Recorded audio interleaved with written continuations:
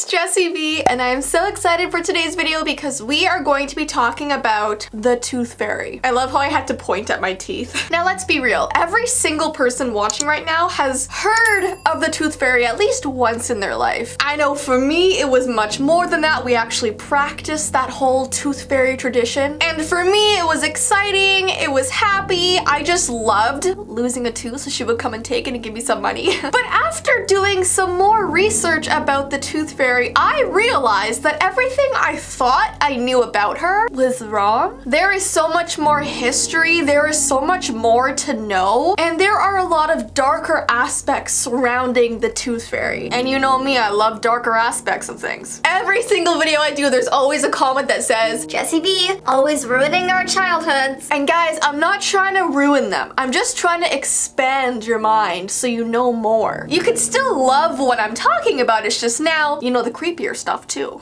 In fact, you should be thanking me. Alright, so what you may not have known is that there are different tooth fairy stories depending on where you live around the world. So we're gonna delve deep into that history. So let's talk about the tooth fairy that I personally know. This is the tooth fairy that goes to the US and to Canada. When kids lose teeth in the US and Canada, it's customary to put the tooth under their pillow before bed. Some people even have a special tooth pillow that have a pocket for their tooth. Then, kids eagerly wake up the next morning to see what she left them, usually money. Traditionally, the tooth fairy is female, and she usually resembles Tinkerbell from Peter Pan. So to sum it up, we lose our teeth, put them under our pillow, we wake up in the morning, there's money there, and she's supposed to be this cute, tiny, little, pretty fairy. Now, when the tooth fairy came to visit me, I did a little bit more than what this tradition says. Basically, I would go into my bathroom and I would open the bathroom window just like this much, enough that she'd be able to like wiggle her way through. And then I would close my door only partly, enough to give her like room to walk into my room. And then I would make sure my tooth was at the very edge of my pillow just so she wouldn't get stuck trying to find it. Like, I always had the tooth fairy's best interest in mind,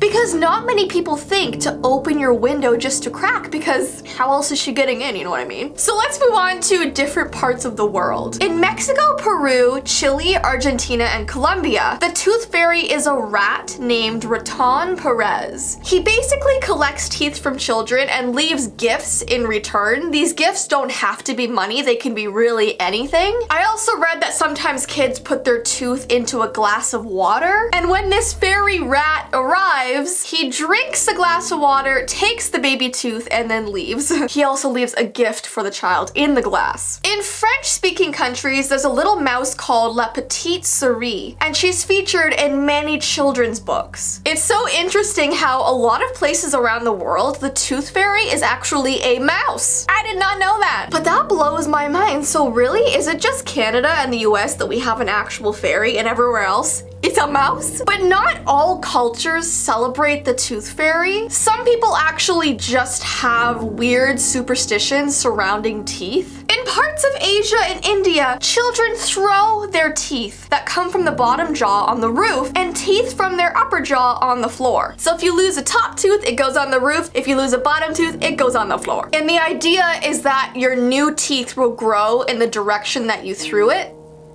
Does that make sense? In the Middle East, children throw their teeth towards the sun in hopes that the sunlight will help the new teeth grow faster. And in Malaysia, kids bury their baby teeth in the ground as a way to return them to nature. And the most interesting tooth tradition comes from Turkey. Parents try to influence their kids' future career choices by having them bury their lost teeth in very important places. For example, if they buried their tooth near a hospital, it would make them a doctor in their future. Or if they buried their tooth near a school, it would make them pursue education, maybe become a teacher, etc., etc. So as you can see, there are so many different ways people think of the tooth fairy, different ways people think of their actual teeth. in the mouths. But now let's get into the darker beliefs about the tooth fairy. There are some other legends in Europe that go a little bit creepier. Most of these tooth fairy legends revolve around witches. In some cases, the reason kids dispose of their teeth is so that a witch does not find them. If a witch does find a person's teeth, it was believed that she might be able to gain complete control over that person. So kids were actually terrified that when they lost a baby tooth, a witch would come for them. Excuse me? Imagine being that terrified from losing a tooth. Like your mom's like, oh sweetie, you're growing up. I'm so proud of you. No, Mom, a witch is coming. There's one old English legend from Lancashire that tells of a witch named Jenny Greenteeth. Jenny Greenteeth was a witch that was said to hide in scum-filled ponds and catch unsuspecting children. Parents would use Jenny Greenteeth as a way to frighten children into obedience. The pond scum in which the witch hides is said to resemble green teeth. Jenny Greenteeth is also used to encourage children to brush their teeth, possibly so that their teeth do not become as dirty as the teeth of the old witch. So parents use this witch to scare their children into better dental hygiene. So that's good, I guess. I mean, I would never want to be scared into doing something, but if it works, it works, you know? I also just want to get into some really weird tooth fairy facts. National Tooth Fairy Day is February 28th. Am I the only one who didn't know we had a National Tooth Fairy Day? The average American tooth is worth around $4.13. So that's the average amount the tooth fairy will give you for losing a tooth, apparently. In 1993, there was an actual tooth fairy museum. It was in Deerfield, Illinois, and it was run by Dr. Wells. It was closed down in 2000 after this doctor passed away, but apparently it was quite the sight to see. I mean, a tooth fairy museum. The tooth fairy collects about 300,000 teeth from children all over the world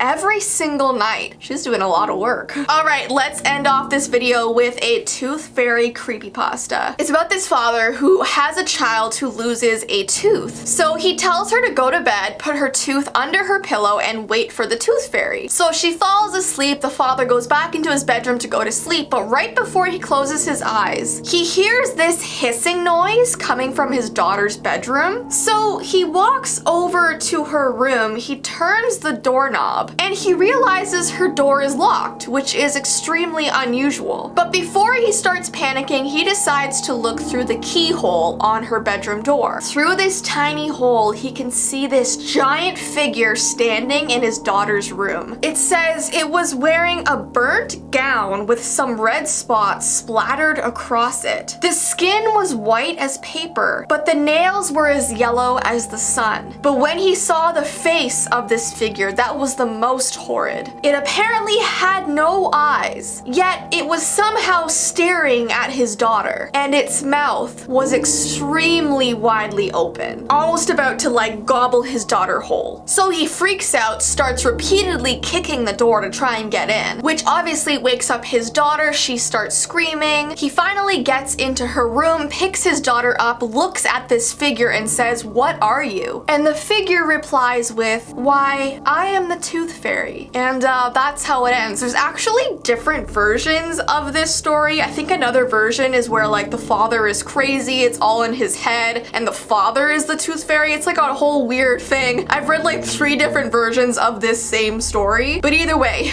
tooth fairies can be creepy. Anyways guys, that is the end of today's video. I hope you enjoyed it. If you have any weird or creepy tooth fairy facts or experiences, definitely comment them down below. But I hope you have an awesome rest of your day, and I will see you in my next video.